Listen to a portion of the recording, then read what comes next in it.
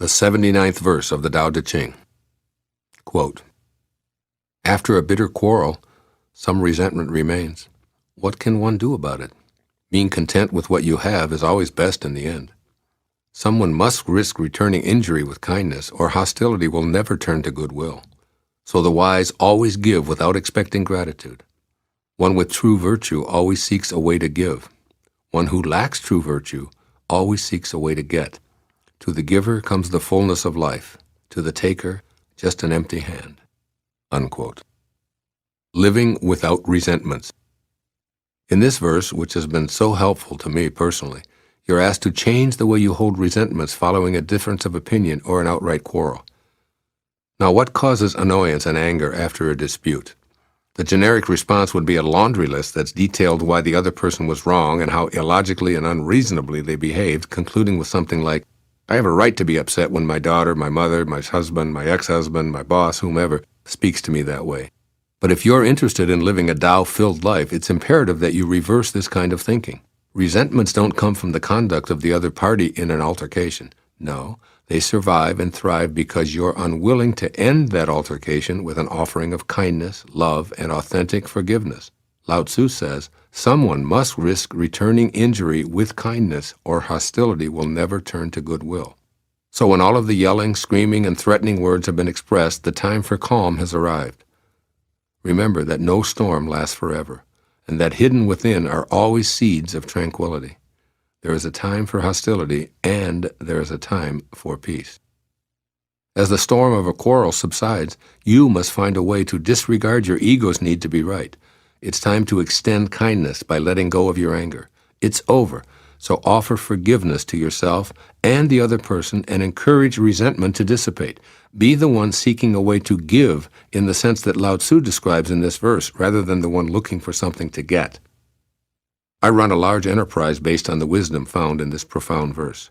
My company is all about giving, so if there are any disputes about product sales, my assistant knows to let the other party have whatever they desire.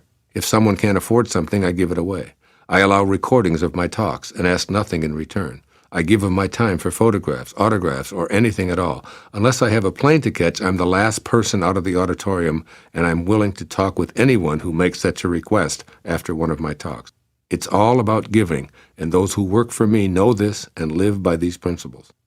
When I asked an outsider to be a part of my speaking tour not long ago, I encountered a man who was a tremendously gifted musician and an entertainer, yet was living in scarcity. Despite his enormous talent, abundance just wasn't flowing into his life.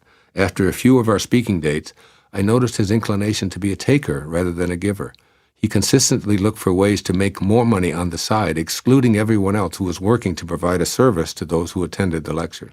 I had a long discussion with this man about how his profiteering rather than offering was blocking the flow of abundance into his life, and I encouraged him to trust in the wisdom that Lao Tzu provides.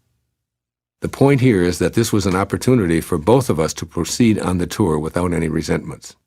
Regardless of anyone else's attitude, if you live with true virtue, you'll seek a way to give. This truth completely aligns with the Tao. After all, the creator of life is always giving, never taking. So change the way you think about scarcity and resentment, and begin to truly feel the question, "How may I serve?"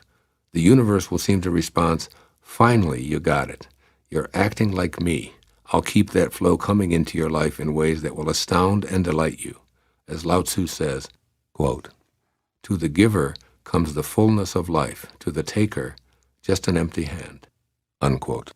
Here's what Lao Tzu encourages you to do to make the wisdom of the 79th verse your reality. First, end on love no matter what.